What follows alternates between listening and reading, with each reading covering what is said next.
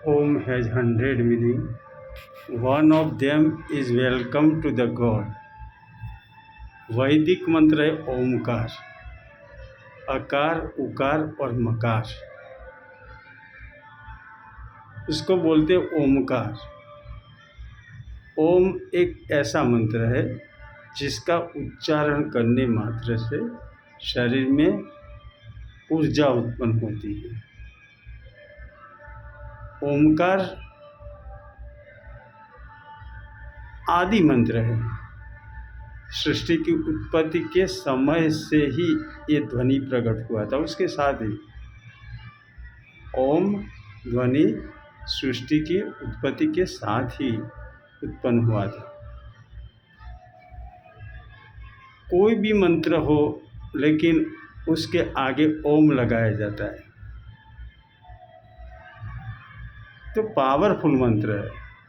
उसका उच्चारण करने से हमारे शरीर में एक नई चेतना प्रकट हो जाती है। हम जो सर्वव्यापक चेतना है, परमात्मा की जो चेतना है, उस चेतना के साथ हम जुड़ जाते हैं। मन स्थिर करना हो तो ओमकार बड़ी मदद करता है।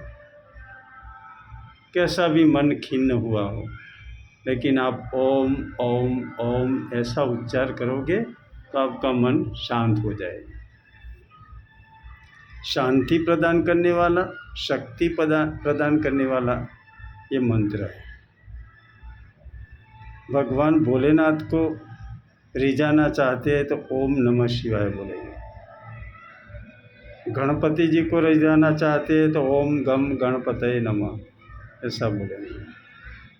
कोई भी मंत्र हो उसके आगे ओम लगाने से इसमें पावर का संचार होता है या उसके साथ हम जुड़ते हैं। जो देव देवी है उसके साथ हमारी चेतना जुड़ती है और उसके परिणाम भी मिलते हैं। तंत्र विद्या में भी इसका उपयोग होता है। मंत्र शक्ति, तंत्र शक्ति आदि सब वैदिक शक्तियाँ हैं। हमारा सनातन धर्म की ये पूंजी है, ये संपत्ति है। कई लोग ऐसा बोलते हैं कि सत्संग करने वाले तंत्र विद्या भी इतनी ही जरूरी है।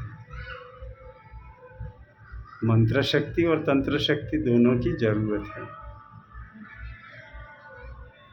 जैसे आज यंत्र से काम लेते हैं, जैसे पहले मंत्र से काम लेते थे, तंत्र से काम लेते थे।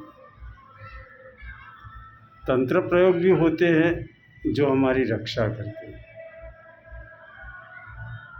वो हमें पावरफुल बनाते हैं और लोगों का काम भी करती है तंत्र शक्ति। तांत्रिक होते हैं मतलब ये कोई बुरे इंसान नहीं है। ये तंत्र विद्या का प्रयोग करके दुख दूर करने वाले हैं। हम भी ये तंत्र का प्रयोग कर सकते हैं, मंत्र का प्रयोग कर सकते हैं। ये हमारी संपत्ति है, हमारी वैदिक संस्कृति है, वैदिक संपत्ति है और इसीलिए तो रचना की गई है। ऐसा नहीं कि किसी को कोई काम नहीं था इसलिए ऐसा सब कुछ किया, ऐसा नहीं है। लोगों की भलाई के लिए ये सब किया गया है। जिसको जिसमें रुचि हो, उस देव को जिसको वो चाहता हो, जिसको प्यार करता हो, उसको प्रकट कर सके, उसके लिए नाना प्रकार की देवी देवता वैदिक संस्कृति में, सनातन धर्म में हमें देखने को मिलते हैं। कोई मना नहीं, किसी की भी पूजा आप कर सकते हो। सिर्फ आपका मन एकाग्र होना चाहिए, क्योंकि एकाग्रता से सब सिद्धियां प्राप्त होती हैं। तपेषु सर्वेषु एकाग्रता परम तप। आपका बच्चा है, पढ़ाई में अच्छा नहीं है तो आप क्या करेंगे? भाई ध्यान रख के तुझे पढ़ना चाहिए, ध्यान देना चाहिए। तो ध्यान कैसे देगा वो एकाग्र होगा तब वो पढ़ाई में आगे बढ़ेगा। इसलिए एकाग्रता का अभ्यास उसके लिए ज़रूरी है। तो हमें उसे एकाग्रता का अभ्यास कराना चाहिए। बच्चों को आगे बढ़ाने के लिए उनको ये सिखाना चाहिए, योग सिखाना चाहिए, प्राणायाम सिखाने चाहिए, भगवान का नाम जप करना सिखाना चाहिए, सांसों की गिनती करके एकाग्रता का अभ्यास कराना चाहिए उसे। जैसे कि हम पहले 25-25 बोलते हैं, भीतर सांस लेते हैं तो ओम बोलते हैं, सांस बाहर आती है तो 25 बोलते हैं, सांस लेते हैं तो ओम बोलते हैं 24, 23, ऐसे उल्टी गिनती करते हैं। मन शांत होता है तो मन में पावर आ जाता है, एकाग्रता बढ़ती है। और उस एकाग्रता को कहीं भी आप लगाओ, आपको उसका फायदा मिलेगा। कोई व्यापारी है तो व्यापार में एकाग्रता को लगाएगा तो उसे वहाँ फायदा मिलेगा। स्टूडेंट है, विद्यार्थी है, तो विद्या के जगत में उस एकाग्रता का प्रयोग करेगा तो उसको फायदा होगा। योगी है, एकाग्रता का उपयोग करेगा तो उसे भगवान की प्राप्ति हो सकती है, भगवत भाव की प्राप्ति हो सकती है, भगवान के साथ वो उसके साथ जुड़ सकता है, मिल सकता है। तो मतलब कहने का तात्पर्य ये है कि जब तक हमारे घर में 500 वोल्टेज का बल्ब है लेकिन विद्युत से नहीं जुड़ा है तो उसका कोई मतलब नहीं। जब विद्युत से जुड़ता है तो सब जगह प्रकाशित हो जाती है।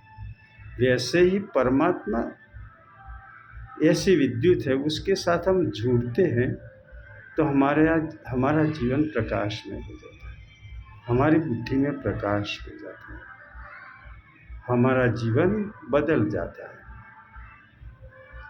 जुड़ने के लिए प्रयत्न करते हैं लोग, ऐसा नहीं कि कोई प्रयत्न नहीं करता है, लेकिन प्रयत्न किस प्रकार करना चाहिए कि हमें परमात्मा की जल्द से जल्द प्राप्ति हो जाए। तो पहली शर्त यह है कि हमें हमारा अपनापन जो है, मैंपना जो है, उसको मिटाना चाहिए। तो मैंपने को मिटाने के लिए हमें भगवान का जो मैंपना है, अहम ब्रह्मास्मि जो है, उसमें हमारे मन को लगाना चाहिए।